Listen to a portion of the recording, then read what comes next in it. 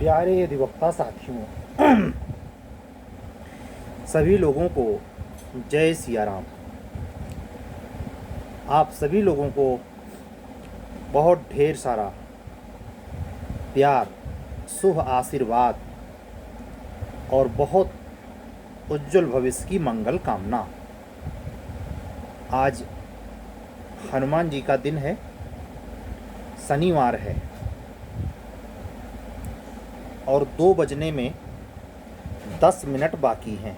रात्रि के 1:45 हो रहे हैं। 2 बजे से 4 बजे का समय, 2 से 4 तक विशेष तौर पर इसमें ब्रह्म मुहूर्त बेला तो होती है, लेकिन राहु भगवान की कृपा से आज की बातें सूचना प्रदान हैं। वह सूचना जो आपसे संबंधित भी हो सकती हैं। दिल्ली उच्च न्यायालय ने हायर जुडिशरी मेंस का रिजल्ट आउट कर दिया है। 130 लड़कों ने लगभग मेंस लिखा था, जिसमें से 4 सीट या 5 सीट के अकॉर्डिंग 20 लोगों को इंटरव्यू के लिए बुलाया गया है। माननीय उच्च न्यायालय दिल्ली इसके लिए बधाई के पात्र है, धन्यवाद के पात्र है कि उसने राजस्थान, मध्य प्रदेश और छत्तीसगढ़ की तरह नील रिजल्ट नहीं निकाला है। हालांकि ये फाइनल रिजल्ट नहीं है, लेकिन फिर भी ये प्रशंसा के पात्र है। बिहार हायर जुडिशरी ने अपनी सारी सीटें जितनी निकाली टोटल भरी। झारखंड का मेंस आप दे चुके हैं एचजेएस का, और दिल्ली के मेंस का रिजल्ट आ चुका है। इसी के बाद झारखंड का रिजल्ट आएगा। मेरा अंदाज़ा है, हम लोग मई में बात कर रहे हैं, अगस्त महीने तक दिल्ली और झारखंड दोनों का फाइनल रिजल्ट आप देख चुके होंगे। इन 20 लोगों का इंटरव्यू बहुत ज़्यादा देर नहीं चलेगा और ये जुलाई में रिजल्ट आउट हो जाएगा। कौन से 5 लोग दिल्ली उच्च न्यायालय के द्वारा 2025 के सत्र में अपर जिला जज दिल्ली स्टेट में बनाए गए, पता चल जाएगा। दूसरी महत्वपूर्ण सूचना, राजस्थान एपीओ की जो प्रीलिम्स का रिजल्ट मार्च में आउट हुआ था 3 मार्च को, उसका शेड्यूल आया है। मेंस कब होगा? 1 जून को। आप लोग प्रवेश पत्र वगैरह डाउनलोड कर लीजिए। ये 2 महत्वपूर्ण घटनाक्रम रहा जो दिन भर आज घटा। शुक्रवार के दिन, हम शनिवार के भोर में ब्रह्म मुहूर्त के ठीक पहले बात कर रहे हैं आपसे। आज है 24 तारीख, दिन शनिवार है, 2025 चल रहा है। कल के वीडियो में मैंने आपको इत्तेफाक से परमात्मा ने नियोजित किया और उन बच्चों के प्रति सहानुभूति रखते हुए जिन्होंने अपनी अनभिज्ञतावश या अत्यावश्यक जुनूनवश या किसी भी कारणवश वो अहर्ता फुलफिल नहीं कर पा रहे, जो माननीय उच्चतम न्यायालय के निर्णय के चलते सिविल जज जूनियर डिवीजन की भर्ती में अखंड भारत में लागू हो गया है। इस परिस्थिति से निपटने के लिए थोड़ा सा चेक एंड बैलेंस आपको झेलना पड़ेगा। ये स्वाभाविक भी है। आपने भी देखा होगा 4 दिन पहले, 2 दिन पहले 44 डिग्री, 45 डिग्री, 46 डिग्री टेम्परेचर। क्या आगरा, क्या मथुरा, क्या मेरठ, क्या उत्तर प्रदेश का कोई जिला, बांदा सबसे गर्म, प्रयागराज सबसे गर्म। उसका नतीजा क्या हुआ? अचानक दिल्ली एनसीआर में चक्रवाती तूफानी बारिश हुई।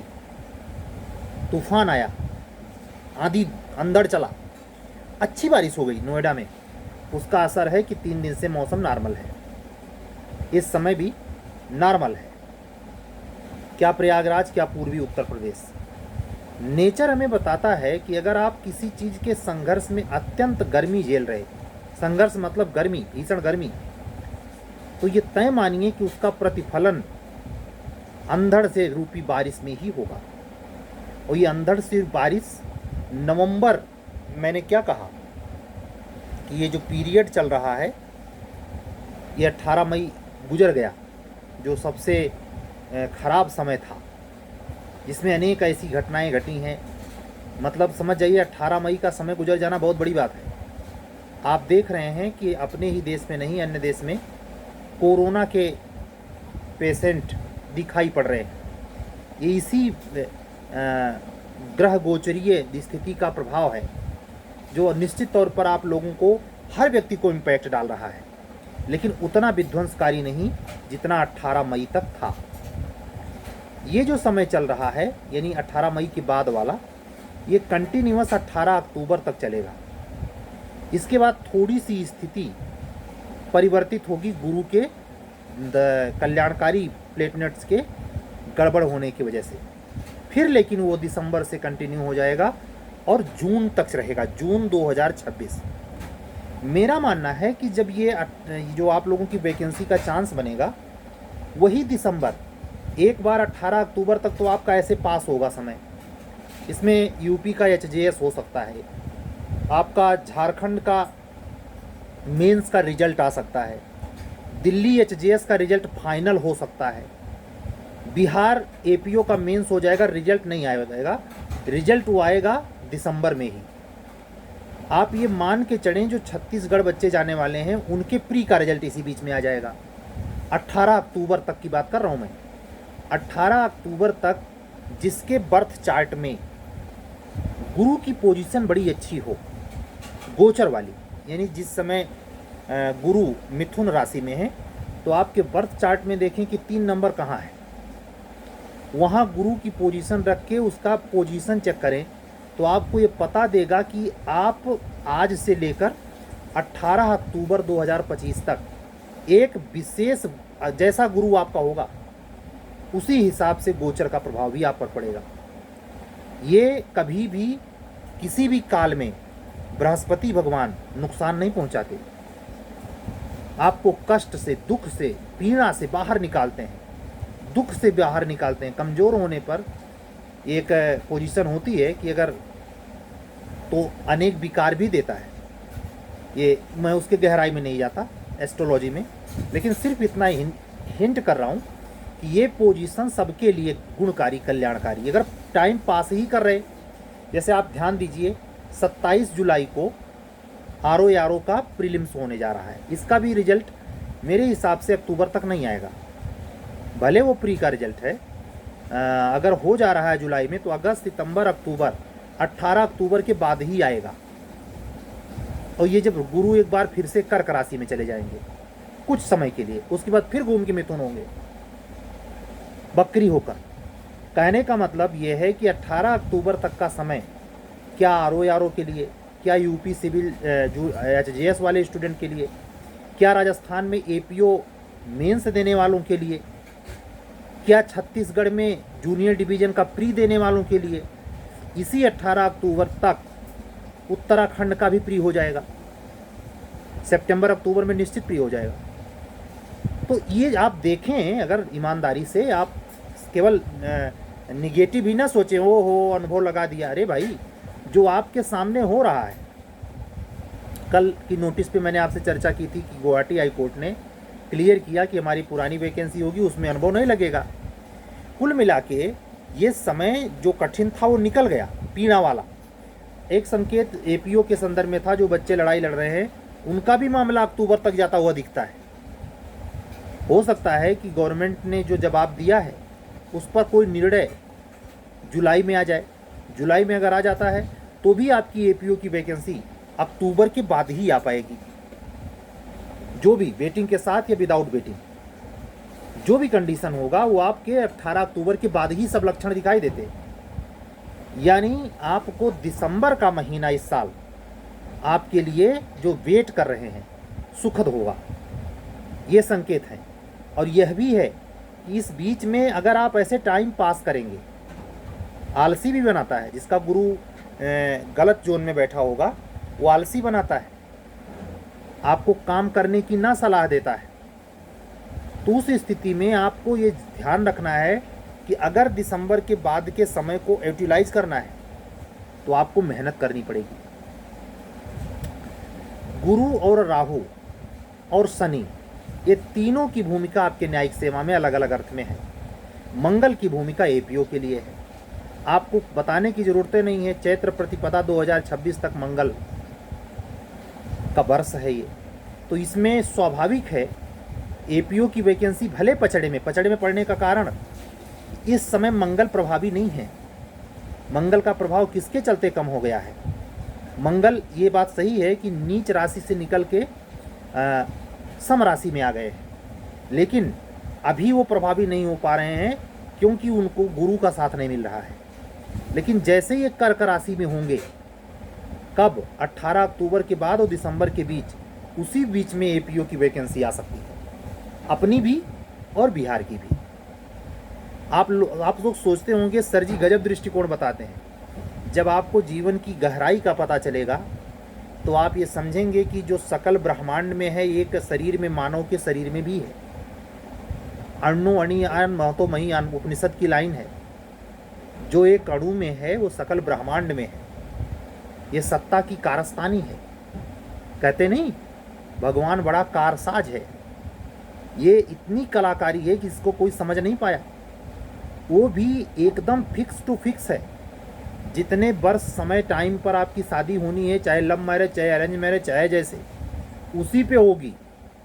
जितने पे आपको सर्विस पानी है उसी पे होगी। ये समय रीड करना बहुत कठिन कार्य होता है, बहुत गहरी विद्या है। ये संपूर्ण विज्ञान है। विज्ञान का मतलब उच्चता है, उच्च बिंदु।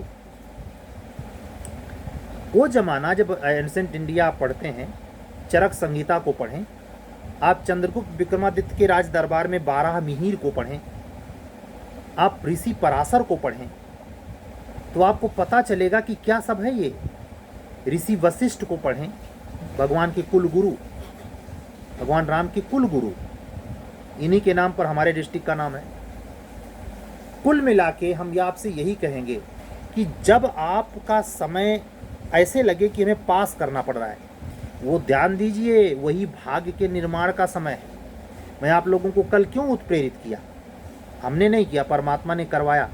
जिसको जिसको इस बैच में एपीओ बनना है यूपी या बिहार में, और तीसरे स्टेट का नाम भी नहीं लूँगा, वैकेंसी भले आ जाए, वो अपनी किस्मत सितंबर 2026 तक, क्या सुन रहे, सितंबर 2026 तक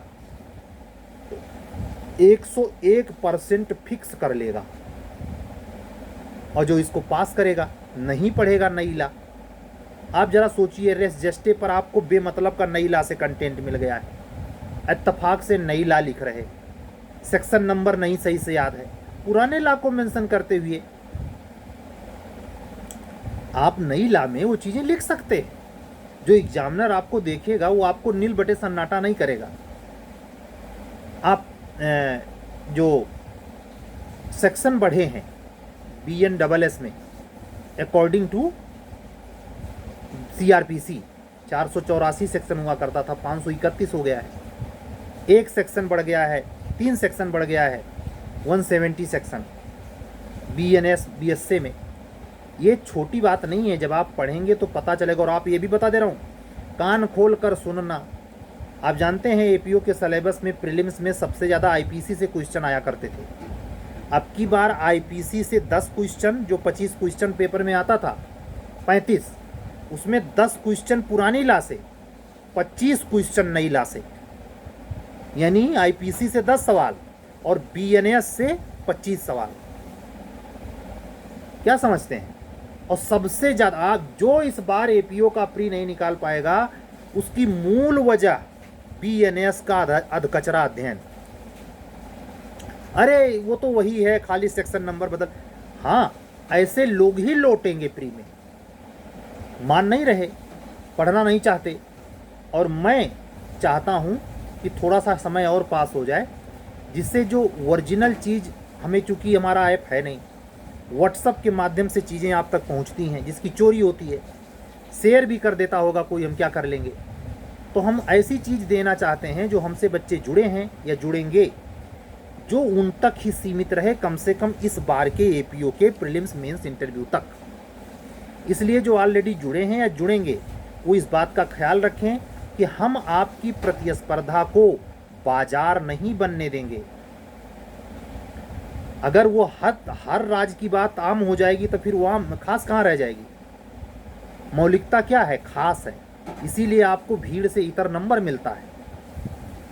ये सार्वजनिक चैनल पे जो हम बातें करते हैं आपसे, आप ये समझ पाएँ कि अगर सर से बातचीत की जाए, सर से सीरीज ज्वाइन किया जाए या क्लासेज बाई किया जाए, तो उनके अनुभव का सहयोग मिलेगा और उसके बूते हम अपने आप को परिमार्जित करके अपने आप को क्या बना लेंगे, मौलिक प्रधान।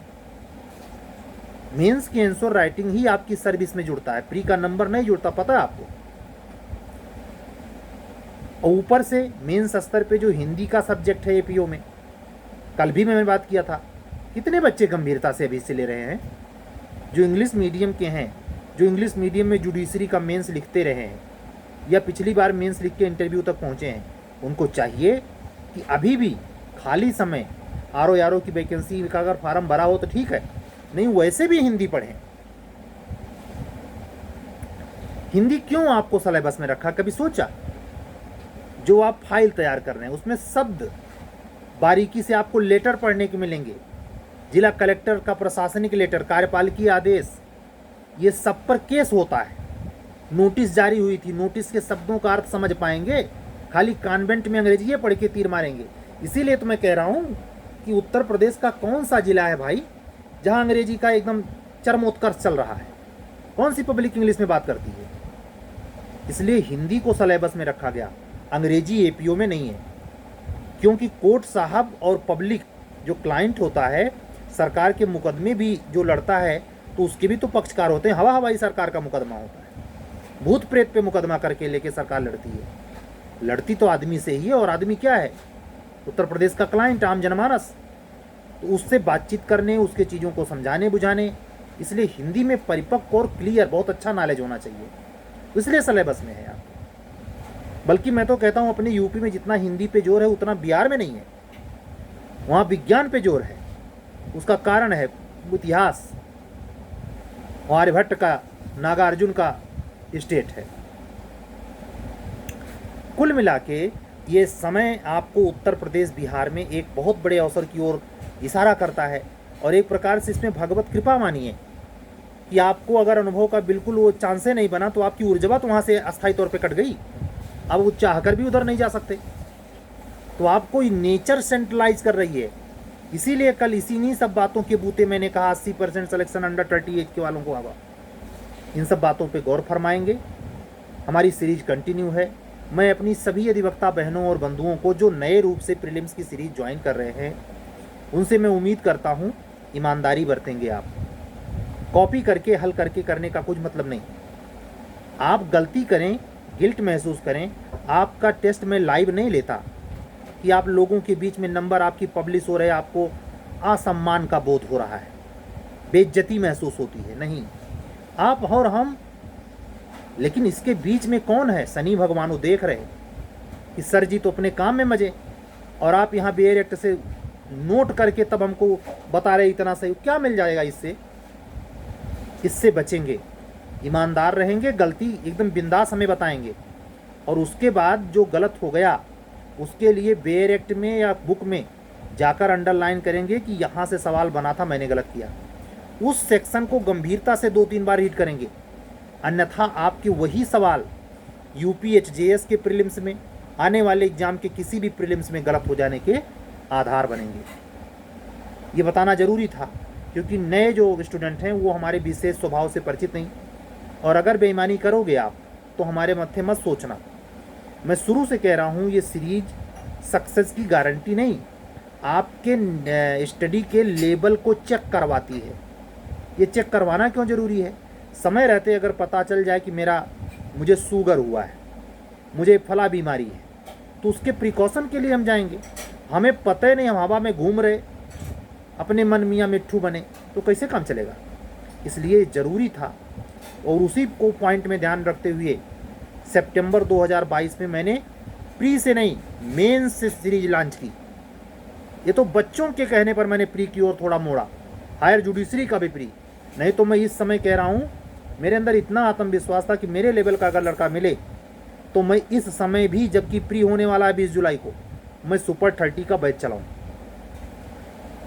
लेकिन आप लोगों की कमजोरी पता है कि कितना लापरवाह हैं और कितना आप समय पास कर देते हैं। आप ऐसे ही समय सयापा करते में बिताएंगे, ये नहीं सोच रहे कि ज़िंदगी ऐसे ही कट जा रही, यूं ही बीत जा रही। एक बार वो बच्चे ध्यान दें जो 554 सीट वाले में पिछला 2020 का बैच बिहार में जो लोग ज्वाइन किए हैं, उन बच्चों से सीखिए। वो बच्चे नई, काफ़ी बच्चे नई एज के हैं, उन बच्चों से सीखिए कि कैसे उनको जॉब मिली और कैसे उनको भारत भ्रमण कराया गया। अगर आप भी इंटरव्यू देने गए थे, नहीं हो पाया है, तो आपको सबक है। इस बार जो 256 पे कुछ मामला चल रहा है कोर्ट में, वो हर बार होता ही है, लेकिन उससे निपटने के बाद वो वैकेंसी आएगी फील्ड में भाई। आप उसको लेकर मुतमईन रहें और तैयारी में लगें। आप वहाँ जानते हैं उत्तर प्रदेश के अलावा वहाँ अगर हमारे यहाँ पुलिस एक्ट और रेगुलेशन है तो उसके जगह पे वहाँ विज्ञान भी पढ़ना है। ये जो थोड़ा सा इतर है सिलेबस में, हमारे यहाँ के जीएस की नेचर, वहाँ के मेंस के जीएस के नेचर में अंतर है। मुझे याद है इत्तेफाक देखिए ऐसा तब की धार पर 22 वाले वैकेंसी में, जब यहाँ मेंस चल रहा था तो बिहार में भी चल रहा था। यही फिर होने वाला है, यही फिर होने वाला है। 22 के बजाय 25 की वैकेंसी आएगी।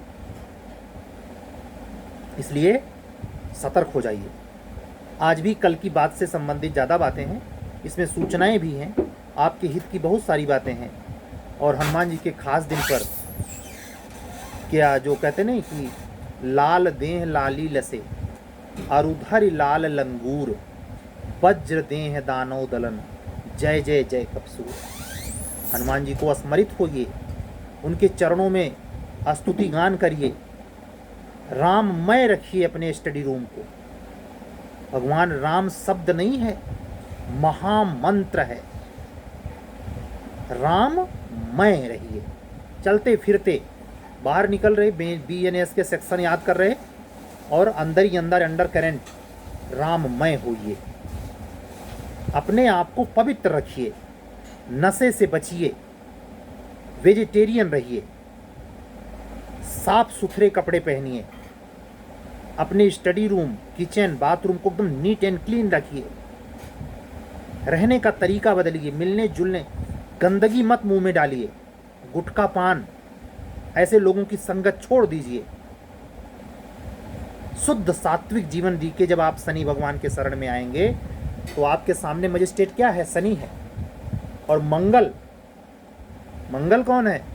हनुमान जी हैं। बहुत पेवर रहेंगे तब शनि की रक्षा कर पाएंगे। आपकी ड्यूटी है कि न्याय को गलत होने से बचाएं। एपीओ साहब लोग, मंगल शनि भगवान की रक्षा करते हैं। रावण क्या है? अन्यायी, घुसखोर, लतखोर।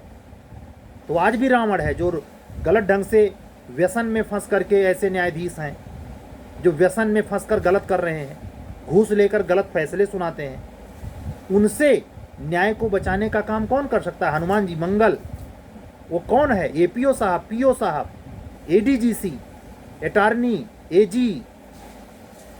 लेकिन नहीं समझ में आता, आप खुदे उससे, वो तो व्यसनी है, आप महाव्यसनी। शराब, आप सोचिए, मैंने देखा, हाई कोर्ट में जाता हूँ, कोट पैंट, अच्छी पर्सनालिटी है, सिगरेट के धुएं उड़ा रहा है। एक हाथ से चाय पी रहा है, एक हाथ से सिगरेट पी रहा है, धक्का-धक, एकदम नई एज का लौंडा। और उसको वीवीआईपी कल्चर मानता है, बहुत बड़ा वकील है वो अपने आप को। तथाकथित वकील हो सकते हो, इंग्लिश कल्चर है, लेकिन आप अंतर यात्रा आपकी सत्यानाश है। इसलिए बहुत ज़रूरी है कि प्योर रहें। ये बहुत प्योर जॉब है। अगर आप इसको सही से निभा ले जाएं तो समाज में ही नहीं आपको सम्मान मिलेगा, कोर्ट आपको बहुत। इसीलिए जजमेंट में न्यायाधीश क्या लिखता है? विद्वान अधिवक्ता फला की बहस के अकॉर्डिंग। हम इस निष्कर्ष पर पहुंचते हैं कि इसे ताजे राते हिंद की धारा 302 में कैदे मशक्कत कैसे बोलते थे, फिल्मों को देखिए। एक अच्छी इमेज वाली पोस्ट है, इसको हल्के में मत लीजिए। आप यह भी जान रहे हैं कि इस पोस्ट पर रहते हुए आप हायर जुडिशरी की भी तैयारी कर सकते हैं। कितना बेहतरीन है। बस आज की वीडियो फिर इतना ही। आज फिर एक बार हनुमान जी ने, उनका खास दिन है इसलिए शायद उन्होंने अपने पे ही केंद्रित रखा। मैं और कुछ सोच नहीं सका, या ऐसे कहूँ उन्होंने सोचने नहीं दिया।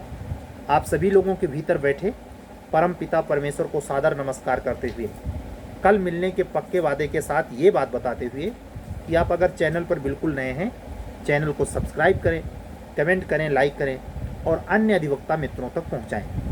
कल मिलने के पक्के वादे के साथ आखिर बात कहते हुए मुझसे बात करने के लिए, मुझसे किसी सीरीज से जुड़ने के लिए higher judiciary, junior division, APO में हमारा व्हाट्सअप नंबर ध्यान से सुन लें 7705090393। एक बार नंबर पुनः सुन लें 7705090393।